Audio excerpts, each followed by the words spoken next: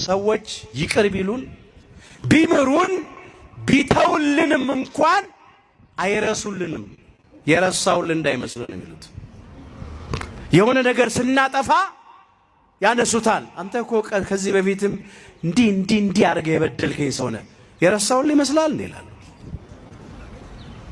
እሷም እንደዚህ ትላለች። አንዳንዷ አንቺ እኮ እንዲህ እኮ ያደረግሽኝ ነሽ፣ የረሳውልሽ መስሎሻል እንዴ? አረሳውም ይቅርም እኮ ብልሽ አረሳው። ሰዎች እንደዚህ ነን። ይቅርታም ብናረግ አንረሳም። እንዲሁም ተረትም አለ፣ የወጋ ቢረሳ የተወጋ አይረሳም። ሰው እንደዚህ ነው። የኛ አምላክ ግን እንደዚህ አይደለም።